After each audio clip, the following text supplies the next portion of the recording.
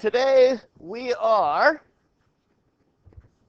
like I said, our objective today is just to learn a little bit more about the S, the P, the D, and the F blocks. I've showed you on the periodic table where the S block is, where the D block is, where the P and F is. I've told you that when we're doing our electron configurations, that D is n minus 1 and F is n minus 2. And we've worked out some configurations, okay? So today our objective is just to learn a little bit more about the periodic table and these four different blocks. Now, just a review, the orbital model. Okay, anybody remember who had the orbital model? Who did we credit with the orbital model? Should be in your notes if you don't remember. Turn back a couple of pages to the history of the periodic table. Okay, who was the first one that had the idea that the electrons traveled in these so-called orbitals?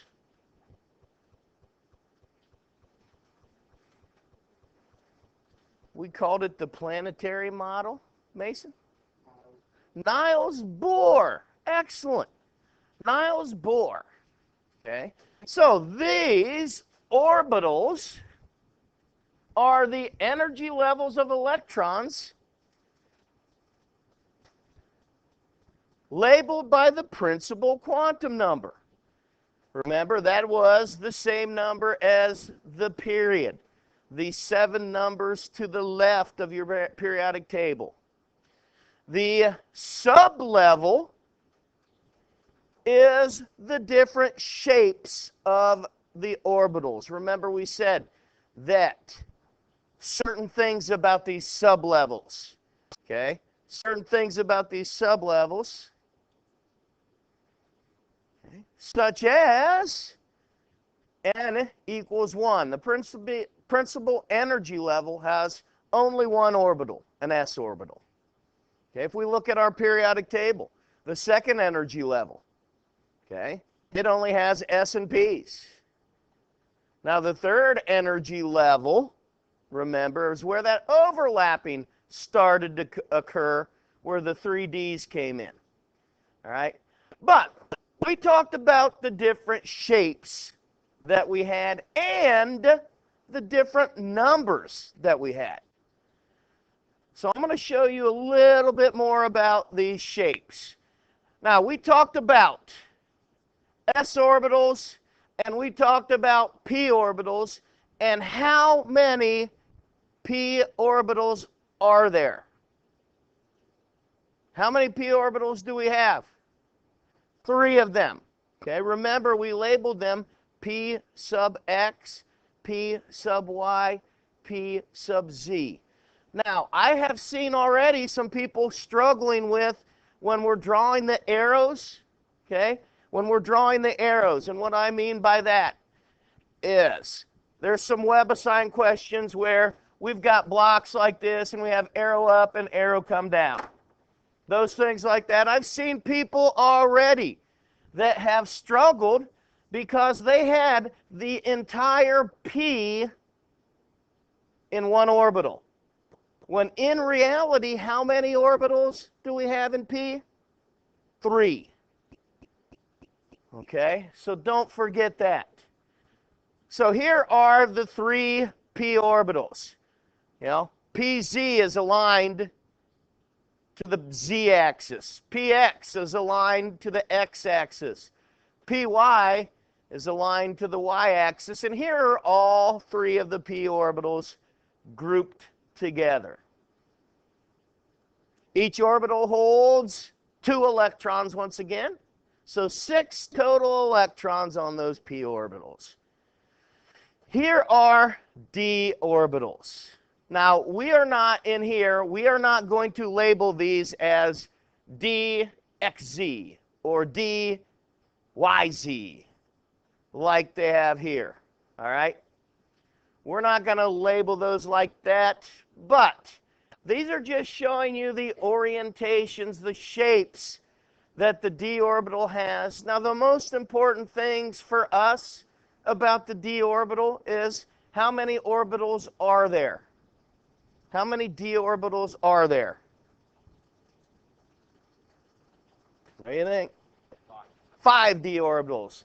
And each d orbital can hold 2 electrons. So we have a total of 10 electrons that can occupy the d orbital. Now, here's one where I found all of the orbitals together. The blue one up here is an s orbital. Here are our 3 p orbitals. The kind of mint greenish colors here are our d orbitals. And then finally down here at the bottom, the shades of purple here are the f orbitals.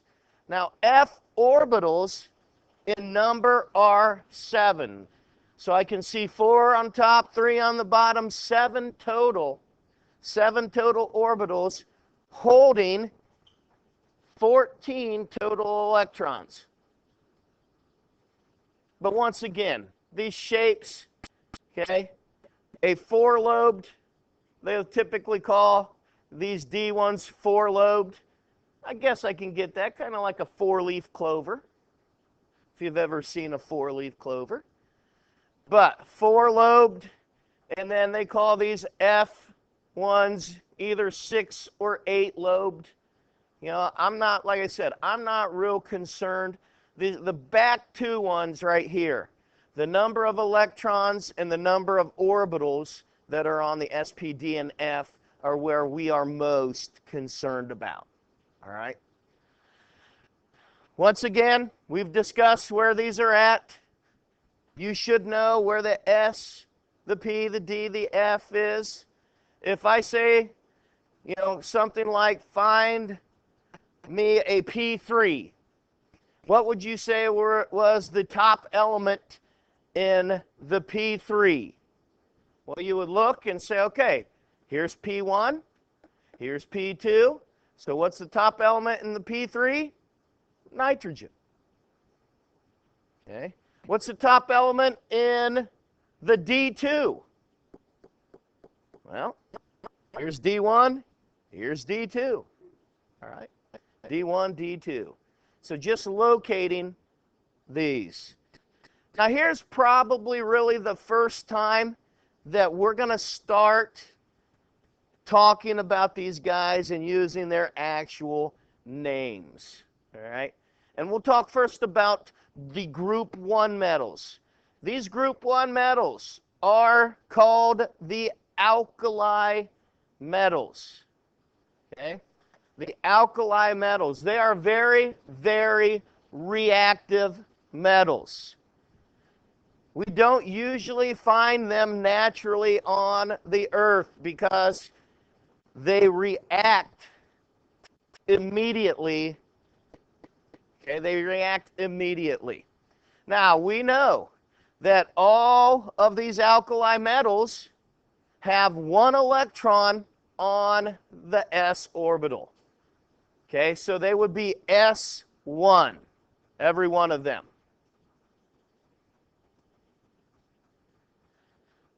Now, this video, okay, one of the things I haven't figured out how to do is make a video of a video, because these videos are not very good. So if you watch this video on the video, it probably was grainy and didn't look very good. So we're going to watch this video here and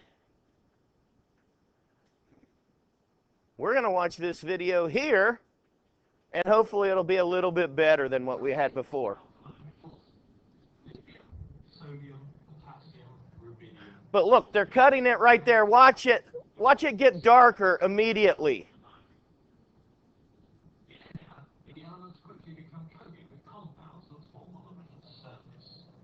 So when that alkali metal touched the surface of the air, it immediately reacted with the air. That's how active they are.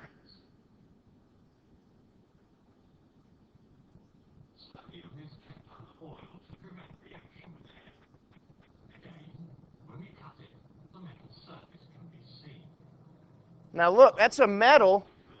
That's a metal, but it looks like you could cut it like a butter.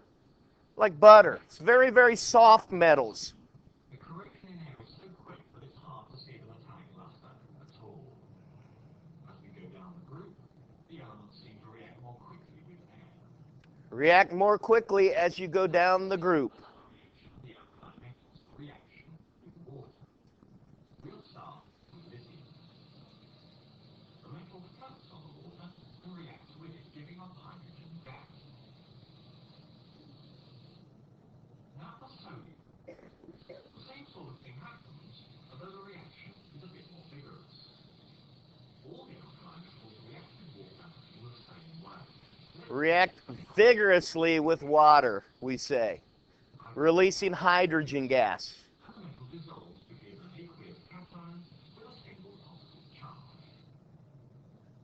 Now for potassium. This time you'll see a blank. The heat given out by the reaction is produced so quickly that the hydrogen gas catches fire. It burns with a light flame.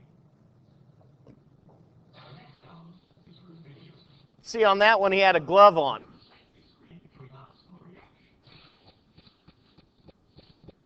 You can see that things gradually become more terrifying as we go down the group. Let's try cesium, our fifth alkaline metal.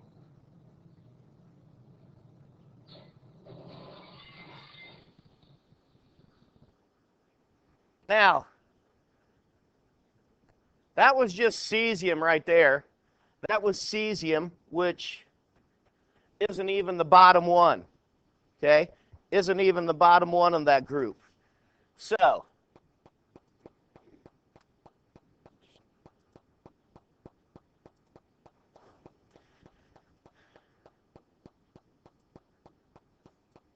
but you could nonetheless, you could tell that as we went down, the alkali metals, as we went down that group, it got more and more of a violent reaction the further down we went through the group.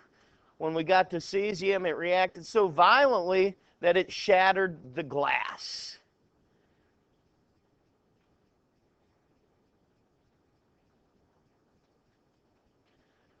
The second group, group 2 on our periodic table, are known as the alkaline earth metals.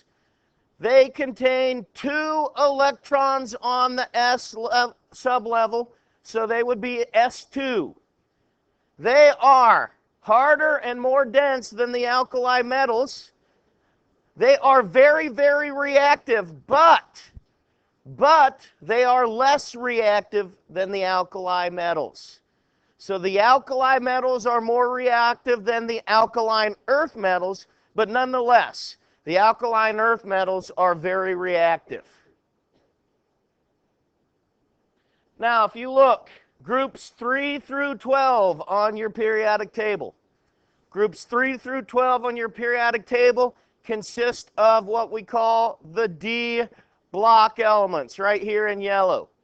Those D block elements are called the transition elements.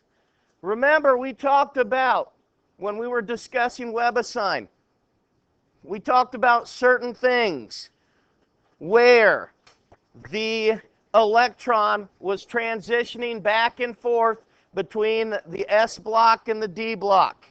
I believe we were talking about, one of them was chromium. So if you look at chromium on your periodic table, it says that its electron configuration is what, D4, D5S1? My eyes are bad. Is that what it says? D5S1?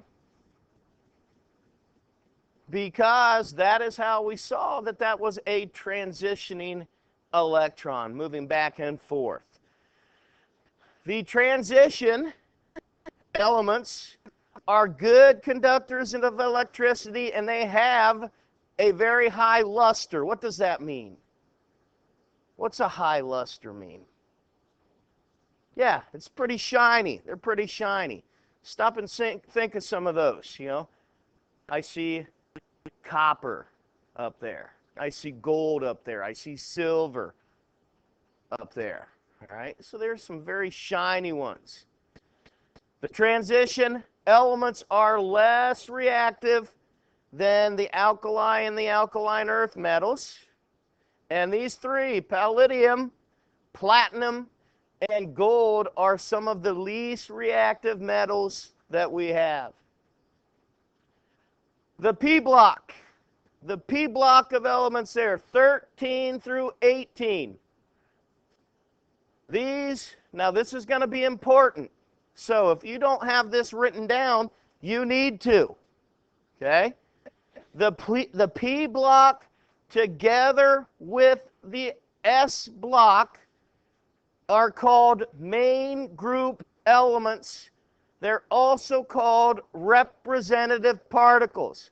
You're going to need that knowledge right there for a lab that we do next week, because you will need to know they will be referred to as the representative particles.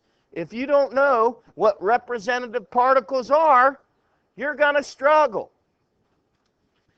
Here we have representative particles, and this one they called them representative elements.